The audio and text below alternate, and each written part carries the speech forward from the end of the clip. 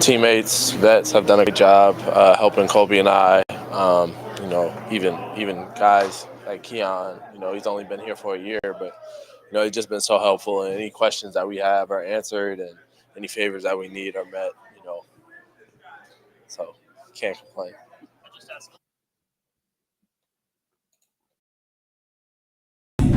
One, go. Sacramento missed you.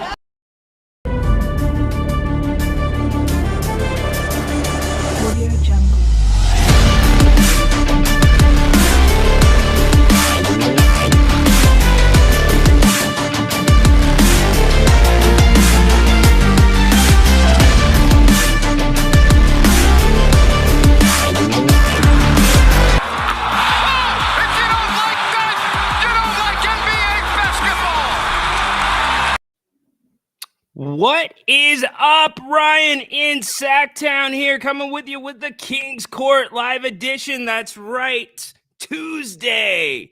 A Tuesday edition. We've got a full show for you. I see 24 eyeballs already out there. Thank you for being here on If You Don't Like That. By the way, we're going to be running our open forum show, 8 o'clock tonight, Grant and myself. That's going to be a lot of fun. We've got the debut of the Hard No or Glow from Rhino segment. That's going to be a lot of fun. We've got a few topics in there. You could even throw a couple topics if you want. That's going to be the segment where we talk about things that are going on right now in sports. And I'm going to let you know whether it's a hard no, in my opinion, or if it's give it its glow. Let it go. So that's going to be cool. And 2:15, guess who's coming? Jerry Reynolds will be right here with us on the Kings Court talking all things NBA playoffs. A notable night last night. I had a ton of fun yesterday. How about everybody? Did you guys have fun yesterday? I thought that was really cool. The ride dope wheel. And we're going to be implementing and doing new segments here, but let me know what you want to talk about. I'm going to do a player focus today. You guys have probably heard a ton about exit grades, exit interviews. We've done our fair share of content on that with the Kings. But I want to go a step deeper than that. Let's look at what the Kings need to do or what they need to do with the personnel under contract this offseason. What do they need to work on? Who could take that next step? The audio you heard at the start of the show on the bump in was from Jalen Slauson. That was at the beginning of the season. I found it really funny that he mentioned Keon. That was during media day before the season even tipped off. And it tells you the leadership. It tells you the things, the player development, the camaraderie that there is amongst that young group. They made a run. They were in the Western Conference Finals, and I know the playoffs are different in the G League. You're not playing full series like you do in the NBA, but Jalen was a huge part of that. So I think, and I'll save it for later, but if you're going to look internally at one guy that could be an X factor or a wild card for the Kings next season, I think all eyes are going to be on Jalen Slauson. Can he make a big jump like Keon Ellis made? I think he can. I do, and I'm going to let you know why. I've actually got some clips that we're going to run that were taken by me in Stockton. Those were, I believe, the first round or their first playoff game because they had a bye, I believe, the first round. They were one of the better teams in the G League. So anyways, we've got a full show for you today. The Lakers, they have been bounced out of the playoffs. Many people think that the Lakers, they're done now.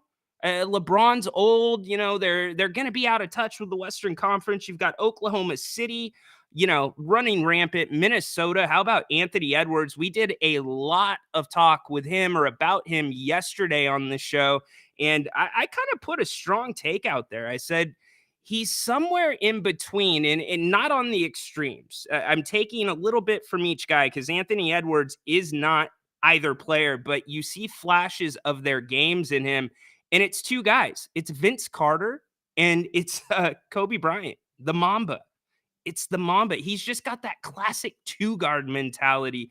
He's an old school, he's a throwback. So there could be some very, very interesting matchups coming up in the playoffs. And of course, Boston, huge loss. The Unicorn, Porzingis goes down with a non contact injury in that game. Luckily, it's not the Achilles, per the reports that we have right now. So Boston breathing a sigh of relief. And then we switch gears to another series in the Eastern Conference. That is the Pacers and the Bucks. As of right now, it does not look good that Giannis or Dame are going to be playing in that game tonight. So what the heck is going to happen? How's that going to shake out? And what are the Bucks going to do? Do you guys remember the Bucks just absolutely going what I think is crazy when they fired Budenholzer? I just didn't get it. Jerry didn't get it at the time, and it wasn't his fault. Look at Giannis. Giannis has not played in the playoffs this year, y'all. That's a problem. Giannis is quickly approaching, to me, that Kawhi Leonard territory. And I know that's a little bit more down the road, but he's getting there with Embiid and Leonard. And speaking of Embiid, the Knicks and the Sixers, they mix it up again. So I've set the table for you. What do you want to talk about? Let's get it. Let's get to your comments. You can call the show. Not going to take calls when Jerry Reynolds joins us, but we can take a quick call before then. We can take calls after that. So get up in here. I've got lots to talk about, but I want to hear from you. Daniel, what's up, my man? Dude, I need some of those Korean short ribs. It's been too long. It's been too long. That's Daniel over at Pops. Finally able to catch one of these live. Thank you, Alberto. I appreciate it. Walt's Vault, what's up, my man? Yes, Karen, I know. I'm very excited for Jerry. If you have questions for Jerry Reynolds, let me know. We can get those up as long as I think that they're okay questions, you know. Let's see. Jake, what's up, dude? Interesting. Yes, indeed. Hello, John. Welcome, and I appreciate it. It will be a good show. John, thank you for your kind words on the Listen app yesterday. Grant's Listen app show, by the way, he's going to start transitioning most of those shows to this platform, or one of the digital platforms that we use besides Listen app. But there's a crew of OGs, and I mean OGs, the callers that have been with Grant since the beginning, and those hardcores, that's where they live. They live on the Listen app. So I want to make sure that, you know, if any of you, I'm just going to say that because you know who you are. If you guys have any problems transferring over, you just hit me up. We'll get you all set up. If I can get Jerry Reynolds dialed in on the tech, we can get you guys dialed in. But John, thank you for the kind words yesterday. Same goes for Waggis, my buddy Waggis. That was very nice of him, and Grant obviously as well. Just give him some time. Jalen Slesson. Yeah. Thank you, Alberto. Yeah, we're dialed in, my brother. We are dialed in. Oh, by the way, I've got a WWE take, and I promise I'm not going to invoke the name of Tony Khan today. We're going to leave Tony out of it, but WWE, man, I really, really like what they did last night. Maybe some of you know, maybe some of you don't. We can get to that. Let's see. It's only going to get tougher for the Kings moving forward, no doubt. Where do they go? Where's the wiggle room? I mean, financially, not a lot of wiggle room. And you look at the market so far that's kind of developing. I've got a couple questions. What's Phoenix going to do? You know, is there anything that the Kings might like there? Is there anything Phoenix might like to take on if they decide to go a different direction? Again, the salary cap and the new CBA, I can't reinforce enough how much that's going to change the construction of teams going forward. The premium is going to be shifted back to drafting and player development rather than free agent signings. Mark my words on that. Much like the running back market in the NFL. You know how running backs kind of were pushed out to a degree?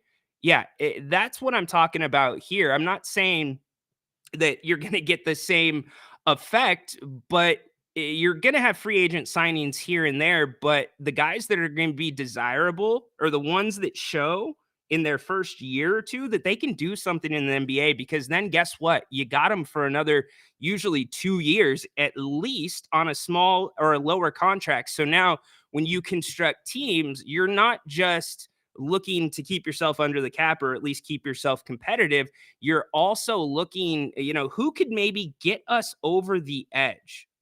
Who could get us over the edge for a lower price? And so some of those guys, I'm just going to say Keegan Murray. Think about how desirable Keegan Murray would be to some other teams that are contenders. We can continue that conversation in a little bit. As promised, you know him all too well here on If You Don't Like That. Former Kings GM and coach, great personal friend and friend of the show. That is the man that runs it, Jerry Reynolds. Welcome into the King's Court this afternoon, buddy. Well, great to be with you, Ryan, as usual. Obviously, a lot of fun talking hoops with you and the fans. And, I've just been in a joyful mood since the Lakers are no longer involved in playoff activities. So, small joy, but a joy. It's a joy indeed. Let's start there because I know we've got about 15 minutes with you, and there's a lot going on in the playoffs. Jerry, the Lakers are out, but I'm one of the few people that think the Lakers didn't necessarily play bad in that series. What did you think? Oh, no, I didn't either. I mean, they led probably 70% of the time. It was a case of the Denver Nuggets being able to make the shot or the play down the stretch. And I think the fact they've been together so long, that made a lot of difference. And I'm a big fan of Michael Malone. I thought he had something to do with it as well. But no, the Lakers, people, I think, there's a lot of some other teams in the West they might have beaten in the second round. Or whatever. But, I no, they were getting better at the end of the year, and they gave Denver all they wanted. How much do you think LeBron has left in the tank? I'm afraid he's got probably 2 good years left. I mean, honestly, he was about as good this year, or every bit as good this year as he was 3 years ago. There's some slippage I've noticed defensively more than anywhere, and maybe stamina, but, he's actually a better shooter now than he was 15 years ago. But it's also true he can't get to the basket and do he's not quite the athlete he was. So, but, you'd have to say he's one of the 10 best players in the world right now. Oh, yeah, no doubt. We've never seen that in the history of the game where a 39-year-old player, you could legitimately say that about. Yeah, no doubt. And the tread on his tires, Jerry, think about the minutes he's played. It's incredible. Yeah, he's played 1.5 years of playoff games. Yes, great point.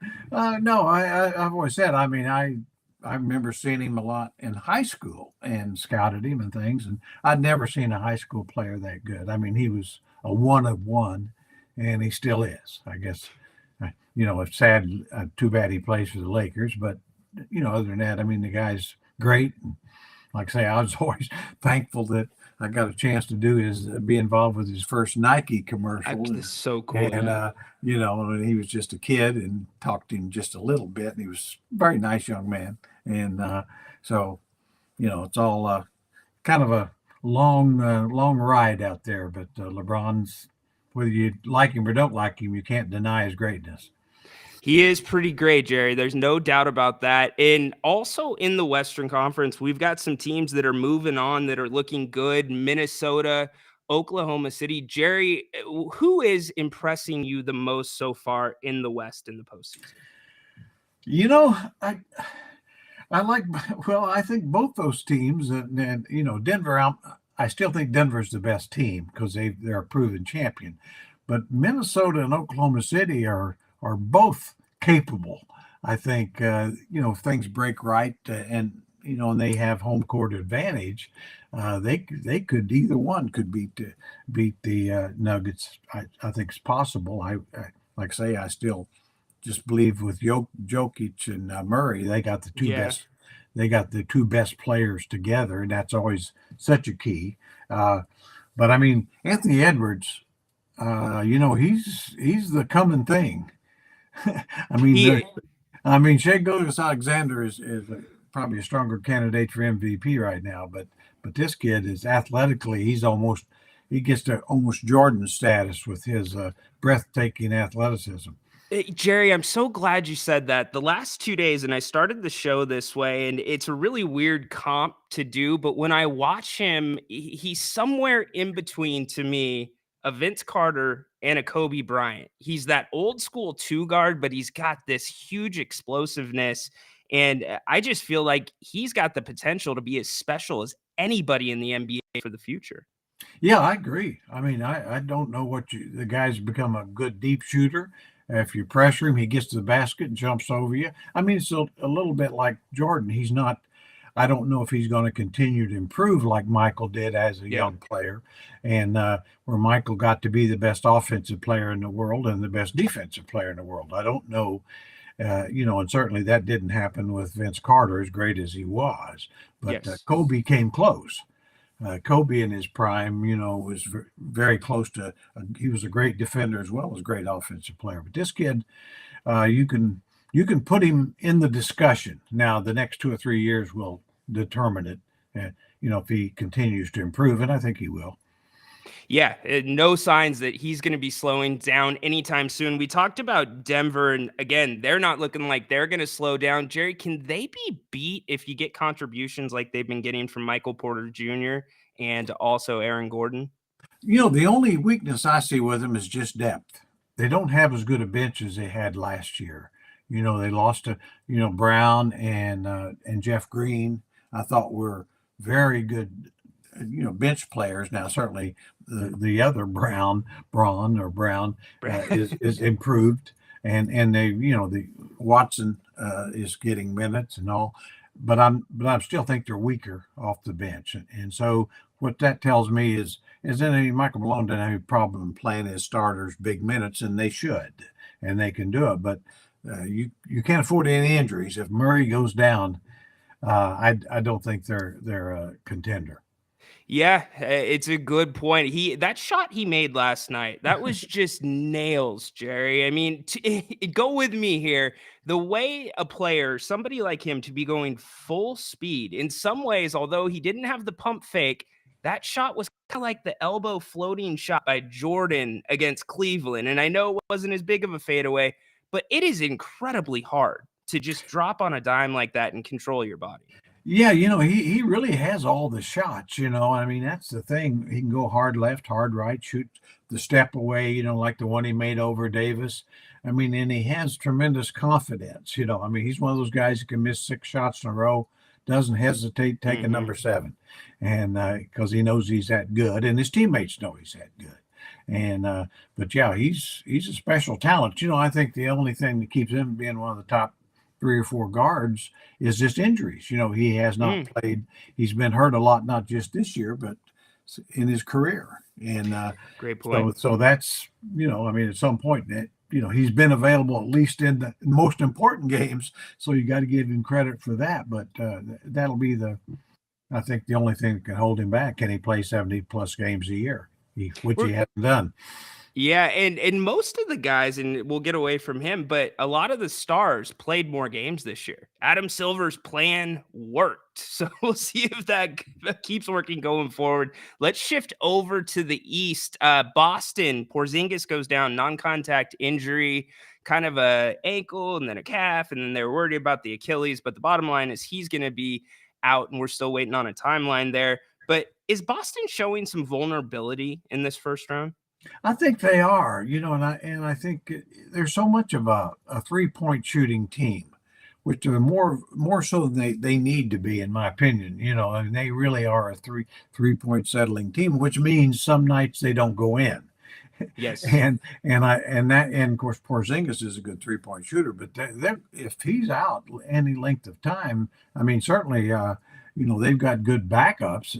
They've got decent depth and everything. Horford, no question, can still play, but can he play big minutes productively? I don't know. But yeah, I think they're a little vulnerable. I mean, the Knicks, if they get through the series, I mean, there's just tough guys. I mean, that's the coach and the players. I mean, that's some tough-minded people right there. Competitive greatness more so than their talent. They're better than their talent. No doubt. And that Garden atmosphere right now, that is picking that team up. And on the flip side, the New York Knicks fans go into Philly. Yeah. I don't know how they take over Philly fans' house, because Philly fan is sometimes one of the most belligerent, but they do. So I want to take you to your coaching days. If you're the coach of the Sixers and you see stuff like that getting under your player's skin, what do you do? Well, I do think that you've got to, as a coach or any official with the franchise, and go to your key players and say, guys, get push this in the background. This is meaningless. Yeah. You're on the fans aren't on the court. They may be loud in the stands, and you may be bothered that they bought up the tickets. That makes no difference. You're playing the New York Knicks players. You're going to beat the New York Knicks players' butts, and keep that in your mind. That's who you got to beat, and then the rest will more than take care of itself once you do that. It's a great point, Jerry. You make a couple shots, you're going to shut them up. And I get there's going to be a few New York fans that'll probably still be chirping, but that's how you quiet the crowd. And I always thought, did you like quieting the crowd or making the crowd roar? What was your favorite? Well, I mean, as a coach, you're probably always by nature a little bit of a front runner. You like the crowd behind you. But I've always said, and I know this for a fact, that most great players like to go into visiting arenas and shut them up. Oh, yeah. I mean, everyone I've ever talked to said they get more of a thrill from going on the road and winning games and quieting the crowd than they do winning at home. So, and I think that's why some guys are great and some guys are really good. There's a different mindset. Yeah, it is. Jerry, take us into that a little bit. The different mindset. What do you think it is that separates the good from the great? Well, I think that you have to have just an unbelievable amount of confidence in yourself. I mean, bordering on arrogance. I think it has to be that. I mean, where I always remember in junior college, coaching Bob McAdoo, who went on to be one of the top 50, 75 players in the history of the game, and that was my first experience with a guy who never doubted how great he was. He'd have a game or a half where he was 1 for 11, and I'd get on him, and it never faded. He said, "I'll get 11 more shots, I'll probably make 10." He never questioned himself. He might question his teammates or his coach, but I think you have to have tremendous confidence, because most players are human, to where they'll, things go bad and they start questioning themselves a little bit or hesitate making plays. And I certainly got to see Jordan in action and Magic and Bird and those guys, certainly during the best of their careers, as well as watching the Kobe's and the LeBron and all that. And invariably, those are guys that believe that with any kind of help, they can win any game, anytime, anywhere. I love it. And so that kind of transitions me to the next question, because those guys believe so much and they're such natural leaders most of the time. Sometimes it creates, to me, and I think you see this on most LeBron James teams, a personality conflict with whatever coach comes in there or is coaching LeBron. So I guess the question is, what do you have to do, or what do the Lakers have to do to find a right fit for LeBron should he stay? Because, Jackson had no problem really with Jordan or Kobe. I guess they had their internal things from time to time, but what's that look like when you're coaching a player of that stature? Well, I will say, I think it's really a key to being a great coach is dealing with the true superstars. And I know all those guys were tough to deal with. There were a lot of behind the scenes issues. I know with Jackson took a while to get Michael to understand that even though he could score 35, 37 points a game, he didn't need to. The team was better if he scored less. Yeah. And certainly some issues with Kobe and Shaq, of course. Really? Yeah, I mean, but I don't think that's unusual. I know that Bird had some issues with Bill Fitch as a coach and a few things. But, that's what coaches have to do, is understand, okay, these guys are, like Bill Russell told me one time, he said, guys like me said, we're hard to coach. said we're like a thoroughbred. Everybody can't ride a thoroughbred. It takes a real Right. talented jockey. And I thought that was very accurate, that not everybody can coach a great player. And that's why some coaches fail, when they have great talent. I always thought Pat Riley was one of the best I've ever seen and still is in his own way because, he has a tight ship and guys, he's able to get guys on it and stay on it for the most part. And they clearly have a system, Jerry. I mean, look at the way that Miami drafts. Look at the way the organization runs. I mean, one of the classier organizations in the NBA. Jerry Reynolds joining us for just a couple more moments. I'll get you out in just a second, but we've got some NBA basketball tonight. What are you looking forward to? What are you looking at? The floor is yours, Jerry. Well, I don't even know who's playing tonight. That's how I love it. New York, Philly, and I believe you also have you got I'm drawing a blank, Milwaukee and the Pacers as well. Well, I think the Pacers will win. I mean, I think, with the Bucks without Antetokounmpo and Lillard for the most part, they're just not very good. They've played hard. They've tried. But the Pacers are a talented young team, Yeah. Not quite to the level of Minnesota or Oklahoma City, but since they got Siakam to go with the guys they had, Turner and Halliburton, I mean, and he's probably their best player. And really, they're a threat. They're a legitimate threat, I think. And of course, I always said I would have never believed that Rick Carlisle would just turn to a wide open offensive system. He was the ultimate old school coach, call every play.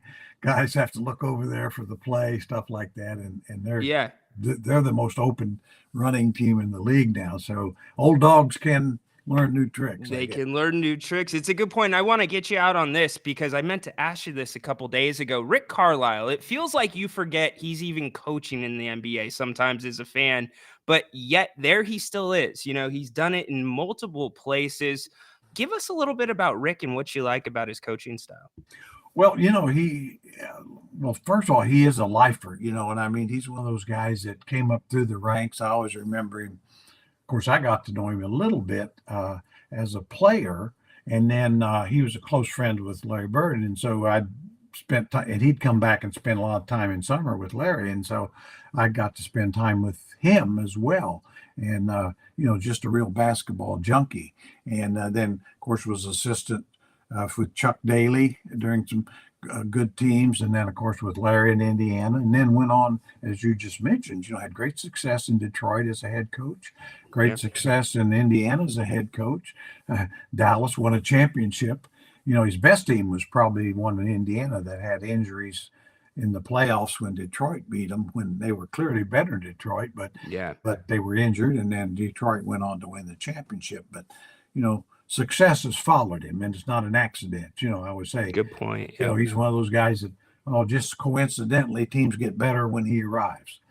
Yeah, right. Just coincidentally. Exactly right. Jerry, I always say kind of like Coach Thibodeau.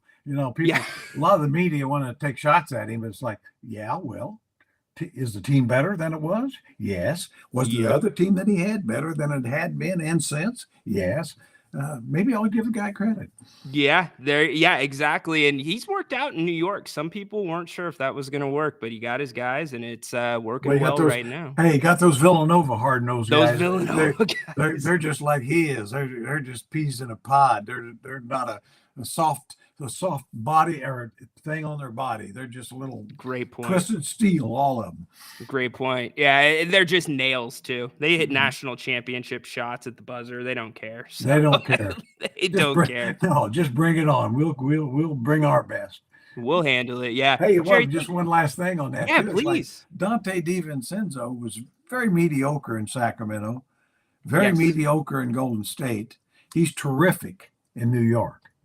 Yeah, it's so at some point you got to say, okay, if you don't want to give Tibbs credit for much, you better give him credit for that. See, and it's a great point. And I guess this last thing, I'll just make it really quick. They've been able to convert those guys into the style that Tibbs wants to play. You make the connection with Villanova. Mike Brown's trying to do that right now, or says that's kind of the goal, trying to get the Kings to play physical. can it be done? Do you think, number one, consistently, and two, can it be done with the roster they have on paper right now? Probably not with the roster they have on paper right now. I mean, I think that they could do it. They've got some tough-minded guys, obviously, but they need a couple of other guys to saddle up with them. Yeah. I mean, I think they need to get a long 4-5 kind of athlete and maybe a longer kind of a swing forward guard 2-3 kind of guy that the 6'6" long athletic guys, and 6'9" or 10 long athletic guy, and that are capable of being starters. Yes. I mean, that's where I am. I'm not saying they can do all that. I mean, it's easy to say, hard to do, but if they could do that, then they can compete with the very best in the league right away. And if they get one guy that adds to their depth and defensive prowess, then I think they can be a competitor in the West. But as they are, I think it'd be tough to move up much. Yeah, no, it would be tough. I appreciate the insight. I think that they're trying to get, because Coach was right, and you pointed this out as well. When the playoffs roll around, the style changes, and you look at the scores, New York, Philly, 97-92. I mean, that kind of plays to the way the Kings want to play. Yeah, and we saw it at the end of the year. The Kings were playing much better defense. Now they deserve credit, but also the way the game's called, because the referees are letting a lot more physical play go, as we all know. And now in the playoffs, even more. So baskets have to be earned, and you're not going to see the 140 to 120 games. And I like it. I mean, I think it really puts an emphasis on actual, physicalness, defensive play, as well as talent. It's a talent league, and if you can't have 2 or 3 guys that can create a shot against good defense, you're going to struggle. Yeah, Jerry, I have a secret I'm going to share with you. It feels like basketball again when we see this physical play. It does. Don't tell anybody. I know. Don't tell anybody. Shh. Okay. On that note, Jerry, thank you so much for coming on to the Kings Court. It's always so much fun. Love to do it again sometime. Absolutely. Absolutely. That is Jerry Reynolds dropping into the Kings Court. What did you all think about that? That was pretty fun. I saw the chat lighting up. Jerry dropped us some good nuggets that we can follow up on. Seeing a lot of these trades in the, let's see, you guys putting some trades in there? All right, here we go. Do you think we should trade Kevin? He showed interest in the past, had a relationship with Brown. Excel, I'm not sure. Yeah, I think that they certainly, or trade for Kevin. Which Kevin are you talking about? I'm sorry. When you say Kevin, I think Kevin Huerter. That's why I'm like, why? He has a relationship? Of course he does. He is the coach. It's always good when the Lakers get eliminated. Yeah, we're going to talk about the Lakers here in a few minutes. Jake, yes, LeBron is a generational talent. Raph, hard to feel bad for millionaires, but man, those Philly fans are fickle. Those Philly fans, man. A good point. They're just a different breed. They boo Santa. They throw batteries. You give them $1 beer night and $1 hot dog night. They give you a baseball field full of hot dog buns. It's Philly fans. So it's funny. They climb light poles that have Crisco on it. It's ridiculous. You see LeBron try to flinch and scare the lady in the front row. What a low-class move. I did not see that. Grant and Jerry have always been respectful, classy, and did a great job year after year. Total professional. Completely agree. And that's why it's so hard for Sacramento Kings fans, I think, to move on to what's next, because no matter what, it could be great. It's not going to be Grant and Jerry. LeBron is talented and still pretty good, but he scapegoats everybody else, and he has way too many turnovers. AP, it's a good point. The rest of it is true as well. Yeah, LeBron, it's funny. He has his moments. We talked about Coach LeBron yesterday here on the Kings Court, and I don't know what you do there. And it's going to be part of the hard no or glow segment. But who is? And I was trying to get that question or kind of get Jerry's take on it. And he gave us some wonderful insight about coaching superstars and how you have to handle it different. But who's the next coach? in LA. I mean, let's think about it. Who do you really think the next coach in LA is going to be? I mean, you're already set up behind the 8 ball, right? And let's assume LeBron's going to come back. I don't want to get too far into this conversation. I mean, what it tells me, the obvious, the sexy choice, the one that people are trying to draw the connection with is JJ Redick, right? LeBron's been doing stuff with JJ Redick on a podcast. They're talking about how they've created certain things in the game. Sure, LeBron's going to put his gloss. He's going to put whatever he wants on the guy that he wants. I'm not going to say it's JJ Redick, but I don't care if it's LeBron's son coaching the team. LeBron would still eventually have a personality conflict. And it's not because he's insubordinate. Sure. Does he pass the blame off a little bit too much? Yes.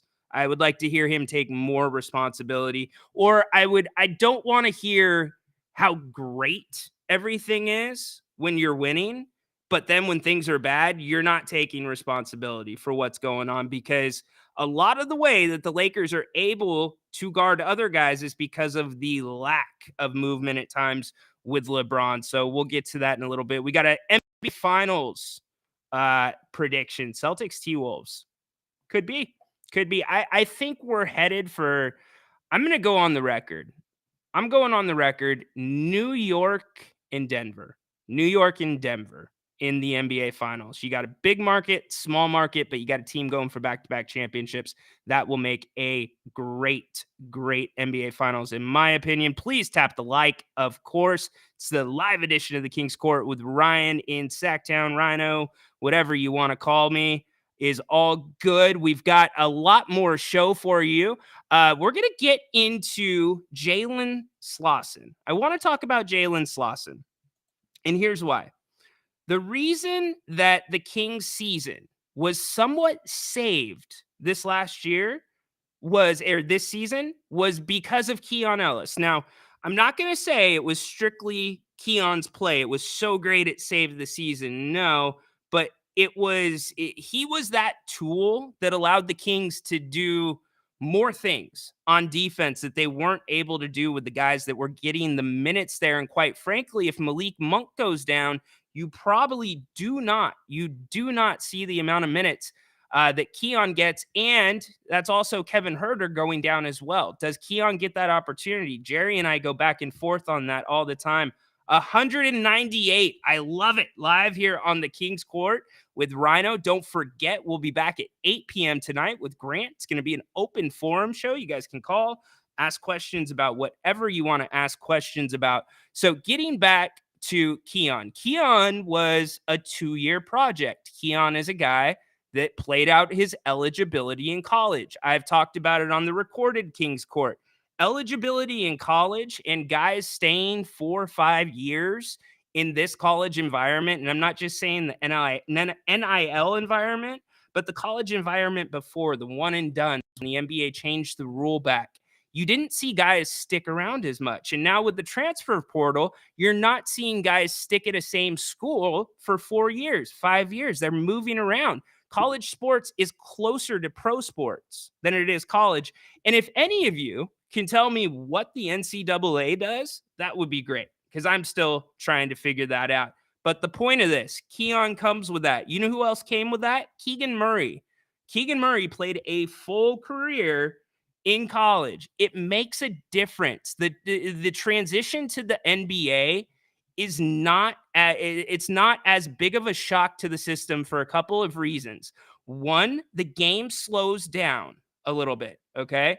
It slows down quicker for those guys that have played 3, 4, 5 years in college. The guys that I've talked to, whether it's Keegan Murray, Keon Ellis, it slows down quicker than many rookies.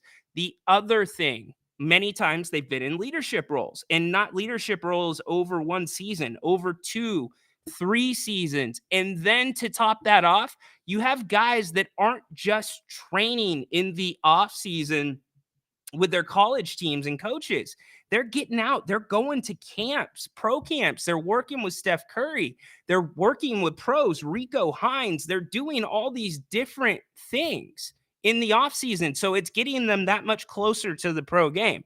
So that is why I think it's really important to have a guy that's been in college a little bit longer. So Jalen Slawson, first year here in the NBA, second round pick by the Kings last year. If you asked me right now, if you held me hostage and you said, Rhino, who is going to be the better pro, Colby Jones or Jalen Slauson?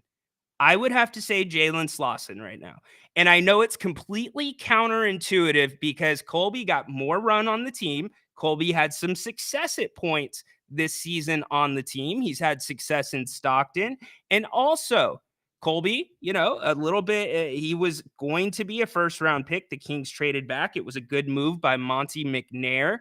I see you guys saying Colby is a better player. Well, yes, that is true. Colby is a better player right now. Jalen Slauson has the raw talent and the ceiling to be a much better player than Colby, in my opinion. And I'm going to back that up. You guys know that I cover the Stockton Kings as much as I can. I've been going down to Stockton, making sure that we're getting that story about player development to all you, talking to officials with the franchise, players, talking to referees sometimes, front office, you get it. So I've been down there. And so this happened during the playoffs. I want to show you three plays. The longest one's about 30 seconds. It's my video, so I don't have to worry about playing it. I can play it. But I want to show you a couple different sides of Jalen Slauson. I think it's important. Here are some plays that he made in the playoffs this last year. The first play that I want to show you, it tells you everything you need to know about this kid's athleticism. And watch, I'm probably going to hit the wrong video. Hopefully I don't. It tells you everything Kings fans need to know. This kid is freaky athletic. This is just one of the many plays that he made in Stockton this year.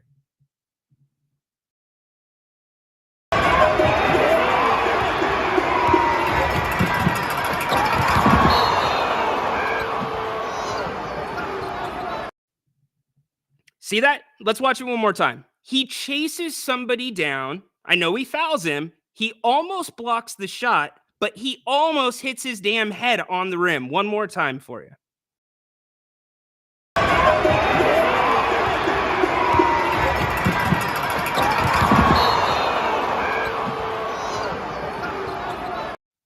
All right. So I'm showing you that because this kid is freaky, like I said, athletic. He's also long. He can catch up to guys. And I know it's G League competition, but that was the Oklahoma City G League team. They ended up beating the Stockton Kings that night. That's a good team. So Jalen, that's just one of the plays that I've seen him make where it's like, holy crap, this kid's ready for the NBA just with his athleticism alone. Now, on the flip side, Jalen will do a lot of this, which makes you think he is not even close to ready for the NBA.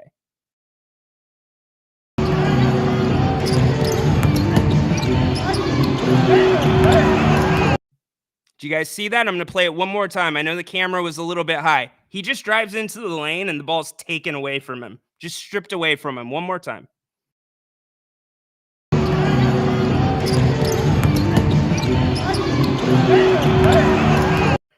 Okay.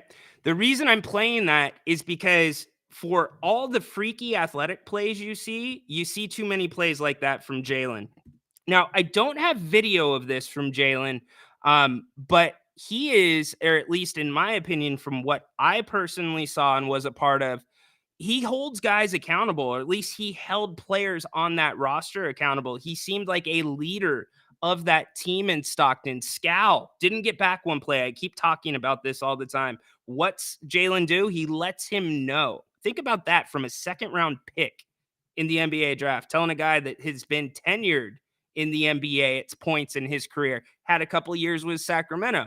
He's talking to him. He's coaching him up. So Jalen's got the mind for it. He has a very, very smart basketball mind. Don't let him being quiet sometimes around the media or on the bench fool you. He's got a voice, and that is something the Kings need. Now, I'm going to show you a third play. This clip is a little bit longer. This is a very similar offense to what the Kings were doing at the end of the year. It's a motion offense that is basically attack the middle, get to the paint, and spray the ball. Jalen and the rest of the Stockton Kings.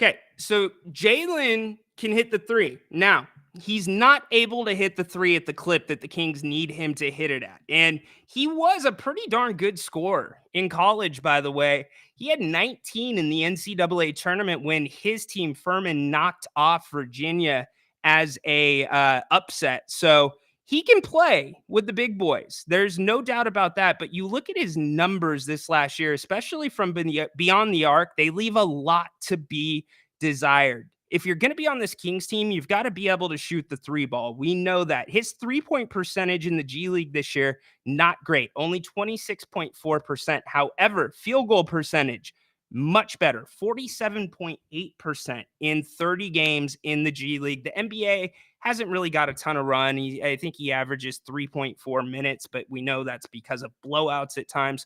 So here's what I'm saying. Jalen Slauson still has a ways to go. But if I look at the tools that Jalen has versus the tools that Colby has, I have to put Colby a little bit more in the Davion Mitchell camp, the early Davion Mitchell camp. And it's not fair. Both of these guys, Sasha Vezenkov, they have incomplete grades for me this season because they didn't get enough time. Now, I got to see them, and maybe all of you got to see them a little bit more in Stockton, specifically Jalen, but we need to see a bigger sample size. That's why I say this summer is so important for the Kings. Jalen, I think, has the potential to play his way onto a full-time roster spot for this Sacramento Kings team. He needs to bulk up a little bit. The athleticism, though, again, the guy can jump out of the roof. And when he can play one-on-one. He is not bad 101, but the problem is the turnovers. I played that one play for you that happened a little bit too much. I'll play it one more time.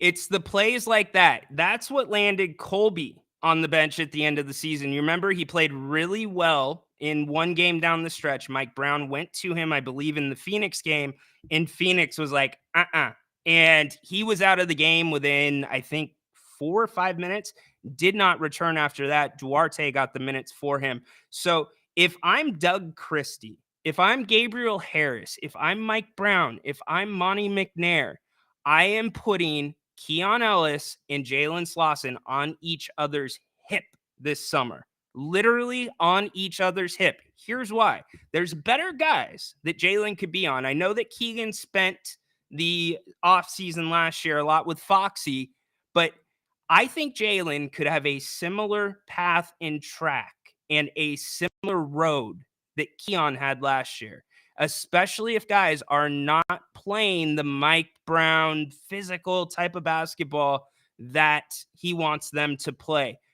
Jalen Slauson, if there is one guy within the Kings organization right now that is going to be under contract this year that could have the upside that nobody is looking at right now in this organization, or I should say the fan base is not really looking deeply at, he is the guy. Develop him this summer. You will be shocked at some of the plays this kid can make. You're also going to be very frustrated with the turnovers. He cuts those turnovers down. The 2-point percentage is great. Here's why. The Kings mid-range game is terrible. It is. They don't use it. And it's that Jamal Murray, his shot yesterday. Mid-range is all about touch. It's all about touch. You either have it or you don't. It's not usually something you can teach. I think Jalen has it. So a lot of good things to look for with Jalen. Also, a lot of things that he needs to work on. At the end of the day, I do think he is the one, again, for your Sacramento Kings to watch in the California Classic. the Summer League. I'm planning on being in Vegas for the Summer League, so you'll get full reports on all that. But Jalen Slauson, keep your eye on him. Hey, did anybody catch Monday Night Raw last night? Just curious. Anybody catch Monday Night Raw? If you've watched the King's Court the last 3 or 4 days, okay, 3 or 4 days, you know I've had something for another owner of a wrestling company. Haven't been a big fan of what he's done. And what's WWE do? They follow up on that and hit it out of the damn park. And when I say hit it out of the park, they knocked it out of the park last night, and it had nothing to do with Patty Mahomes being there. Here's a clip. We're going to listen to some audio from last night, WWE Raw, about a minute long. If you remember, the Kansas City Chiefs Super Bowl parade was interrupted by gunfire. People lost their lives. People were terrified for their lives. People were injured. There was a family that WWE focused in on that were right in the middle of what was going on. And they had no place else to run but the Chiefs bus. The Chiefs bus. You know who happened to be on that bus? 2 of the Chiefs linemen, 2 of their interior guys, but it wasn't just 2 of the Chiefs. It was 2 Chiefs that actually tackled one of the gunmen. I'm going to kick it to USA Universal. This is courtesy of WWE. Be back in just about 1 minute. Including Kansas City Chiefs players Trey Smith and Creed Humphrey, along with Trey and Casey Filter, Paul and Tony Contreras, and their daughters Angelica, Alyssa, and Ava, Joey Borgonzi, and first responders from Children's Mercy.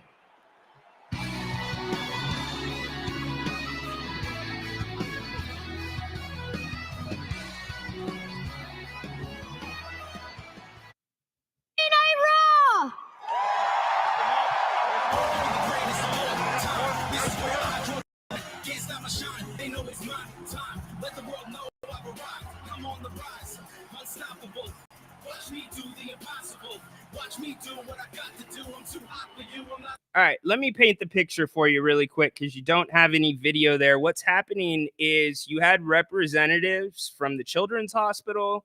What's up? Happy to have you here. Glad you're here. What's up?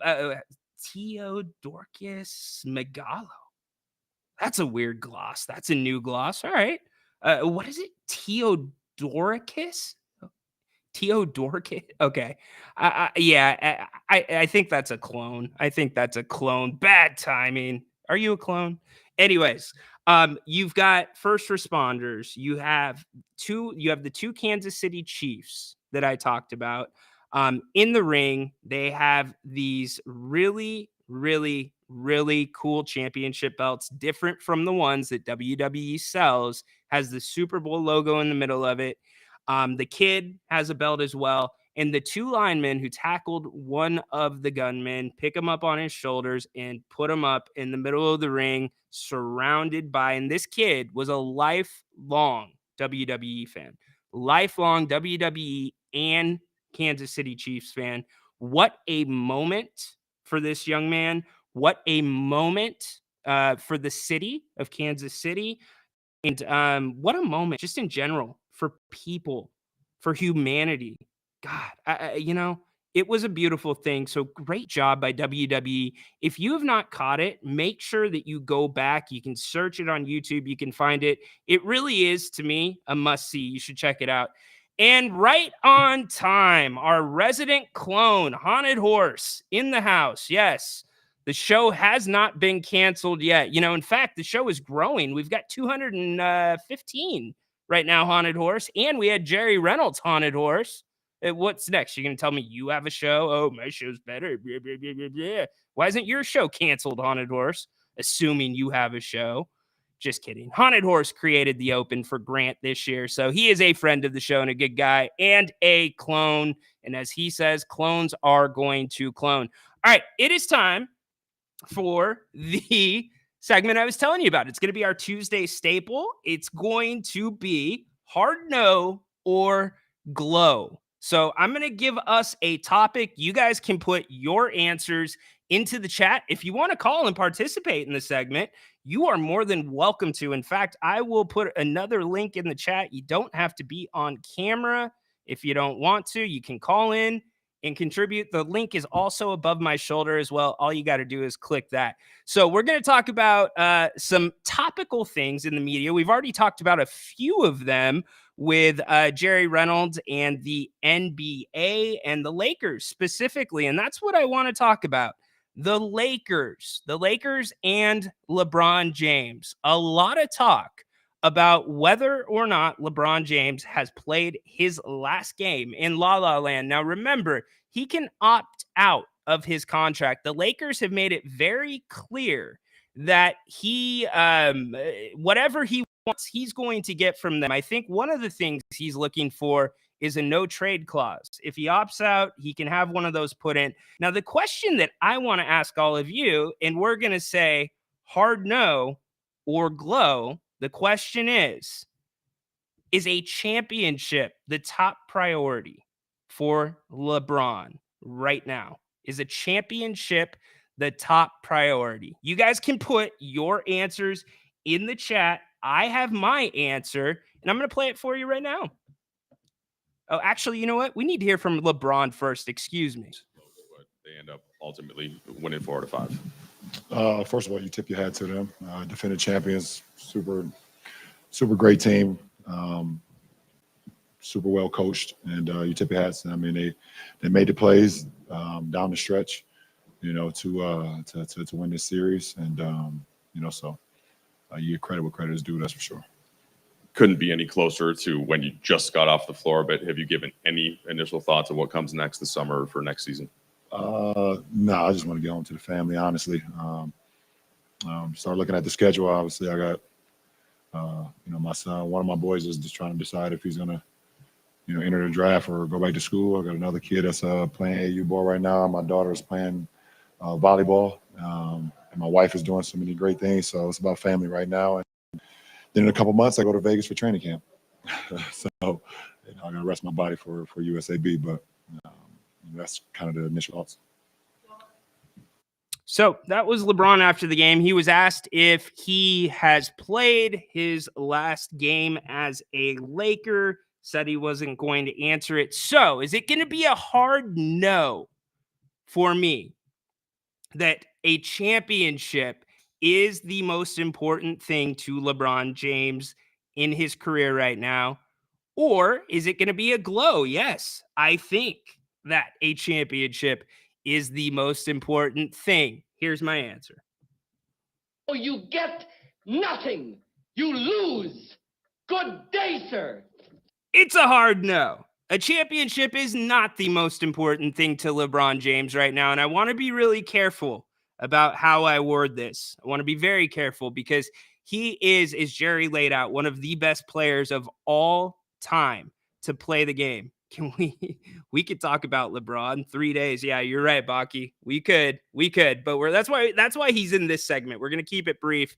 But no, a championship is not most important to LeBron James. I think what's most important to LeBron James is being the first father-son duo to ever play together on the court at the same time in the NBA. I also think what's most important to LeBron is where he's at. He's got his family settled in there. LeBron's moved around a lot. We know that. And I get anywhere he goes, LeBron could be comfortable, but LeBron's focused on things outside of basketball too. He's thinking about, as many athletes do, what's next. And I don't fault guys for do that. I don't. You have to.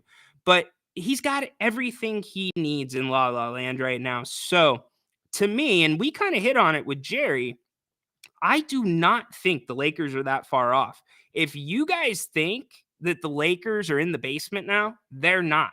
They played really well in the postseason, and they weren't even playing the best basketball that they can play. And the Lakers, sure, are you going to have to give up? And they do have a second-round draft pick. yeah, you would have to draft Bronny. There's no doubt about that. That is part of the deal of LeBron. I disagree, Dave. I don't think he's going anywhere.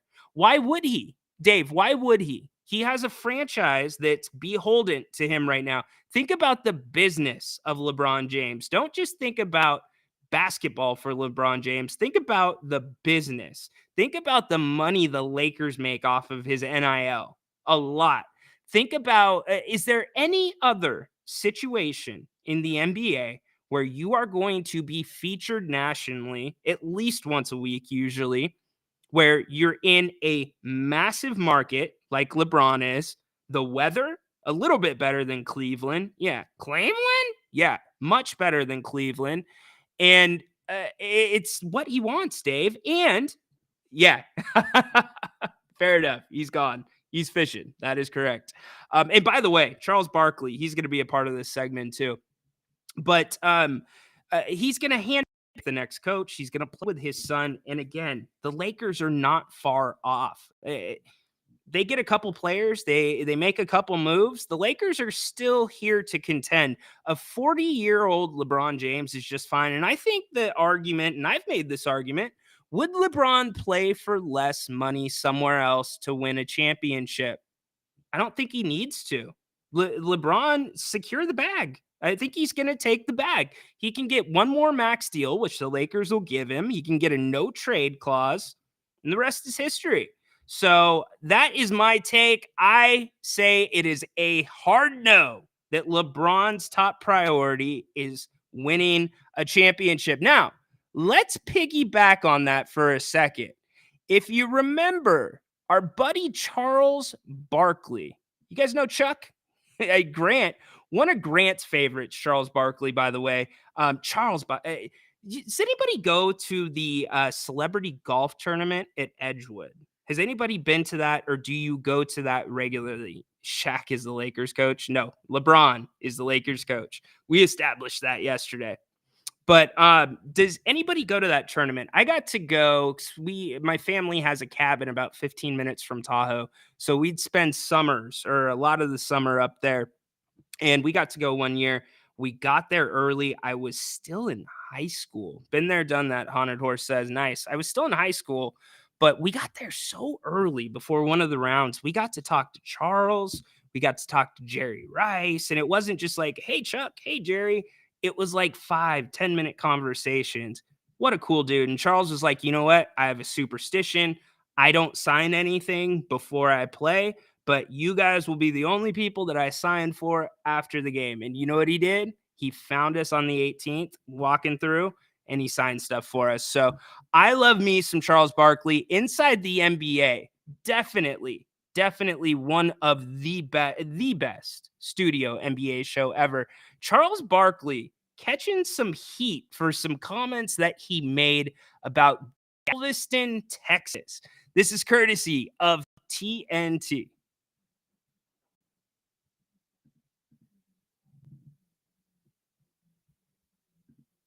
If we're going to play, we are frozen. King's Court technology issues. Let's reload that really quick. This is courtesy of TNT.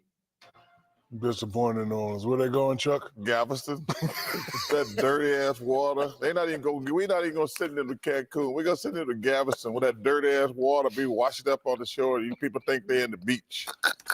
Y'all we gonna send y'all to Cancun. Y'all drive y'all quit. Drive your ass down to Galveston.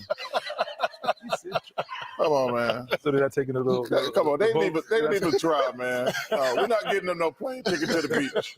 We send their ass to Galveston, Texas, right with that dirty water washed up on the beach. They can't even get no water. Come on, man. So, Chuck, my man, in a past life on the Jim Rome show, I knew somebody that used to go in on cities that maybe weren't as nice as their city. But Charles there, Galveston, Texas, the water issue. Is Chuck right? Is that a hard no, that the water is terrible in Galveston? Or is that going to get some glow? Let's go to the judges. Go! Go! Go! Go! We're glowing. Chuck is right. He's right. And you know what? It's not even Galveston. It's everywhere. Unless you have a below the ground well, like and you live out in the country, the water's terrible.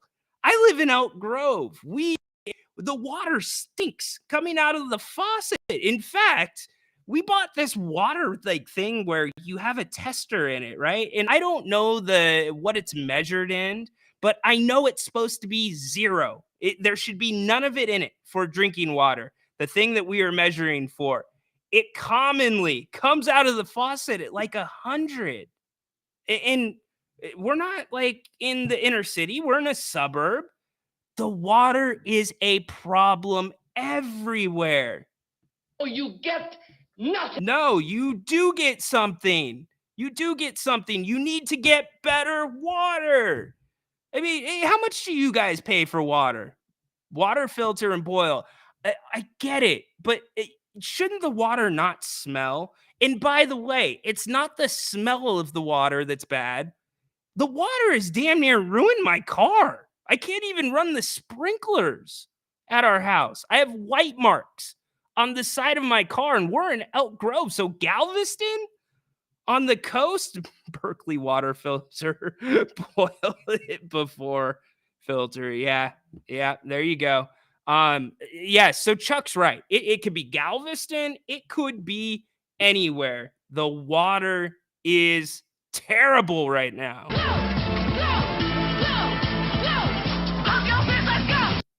All right, moving on. Our last one. I want to get you guys in here. We're getting some comments, Dave. I love Charles Barkley. It's hilarious. He has no filter and will say anything. Yeah, and that's what's great about it. I mean, you'd think somebody like that would not be able to exist, right? You think you could not exist in this media culture because things are taken so seriously. I mean, look, you see this? You guys know how hard I've worked to be able to be on this platform, and I continue to work. You know, I just don't crack the mic open. I produce the show. I do everything, so it's entertaining for this one.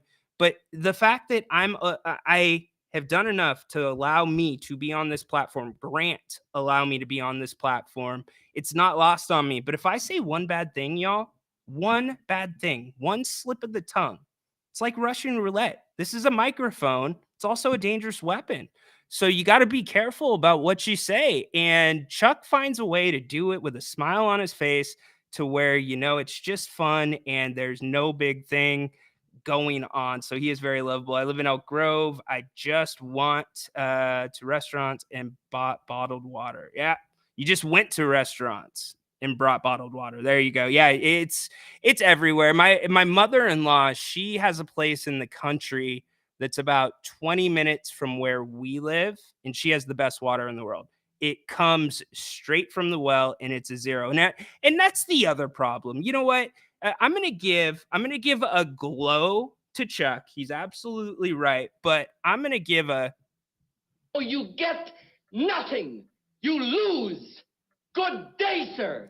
To the fact that I have to buy a water filter or a water purification thing, and I have to test my water. I don't mind having to test it once in a while, but it's your fault, water company, that now my wife walks around the house with this water thing. I mean, I might as well get her a damn pocket protector. Just put it right there. Like, maybe get her one of those shirts that the trades wear where she's got her name tag right here. And I don't know what the name of the business would be, but she, before I get in the shower, test the water. Let's see, before she takes a sip of her coffee, test the water. It's a little bit overboard. See what you're doing here, water companies? You see what you're doing here? You see, you're driving us crazy. You're setting us up for conflicts and beefs. We don't like that. Now everybody's going in on the bottled water. Yeah, you got to get your bottled water. It might be bad if they leave plastic bottled water. Well, that's the other problem. Okay, that's the other problem with it. The plastic. The more so, I've lost 40 pounds since my hip surgeries, and I have another 60 to go. And there's certain things that have worked for me, but one thing that has been very important to it is no preservatives, being very careful about the chemicals. Well, no preservatives as much as you can. And it makes a huge difference. It really does. So the bottled aspect of bottled water, very, very good point. Good night to you, buddy. Thank you for joining in tonight. Yes, she is. Here she is, right here. The queen. Holy moly, Jimbaboli. She's right there. One more time. Holy moly, Jimbaboli. For those that don't know, that is Baki's daughter. Reverse. Okay, so now AP hopping in again. Reverse is the best, but most expensive. And Dave, yeah, see now we've got the water conversation going. You never know what you're going to get on the Kings Court. We go from Jerry Reynolds to Kings to Jalen Slauson to water to Chuck. It's a lot of fun, and that's because of all of you. So I really appreciate everybody that's been showing up. We do have one more to do, and that is the Darvin Ham situation. Mr. Darvin Ham, will he be losing his job? Is that a no, or is that a glow? Which way you guys going? I think I know which way I'm going. Y'all ready?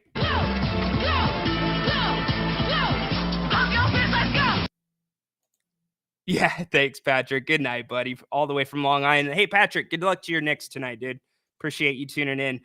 It is a glow for me. Darvin Ham's job's done. I feel bad for him. Again, that's why I wanted to ask Jerry that question. Now, I think there's things he could have done better, like take responsibility and not place it off. But coaching LeBron, coaching in LA is like coaching under the microscope. So, hey, we've had a great day. 232 of you here live. Thank you so much. Go back. Make sure you subscribe if you haven't already. And here's why you need to subscribe to if you don't like that. We're going to be back at 8 o'clock tonight. Grant and I, we're doing an open forum show. So bring your questions about the NFL draft, about the Giants. There were some reports out there today that the Giants wanted to move up to get an offensive lineman. Yeah, right. They wanted to move up to get a quarterback.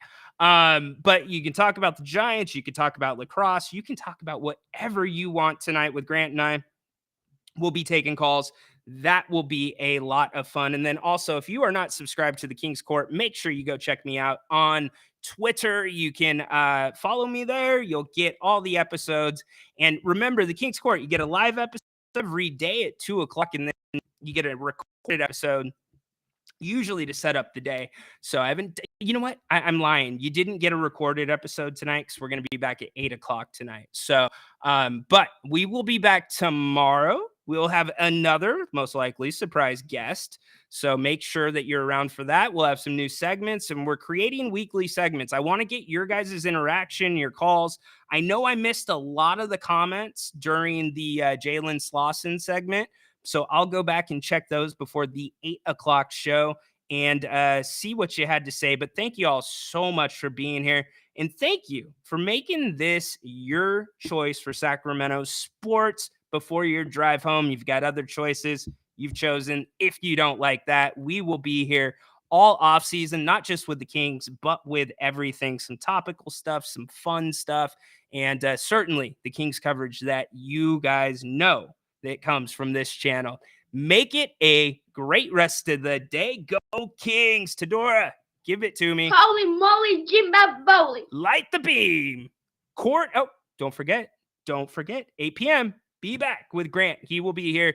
Open forum. Go Kings. Light the beam. Court is dismissed.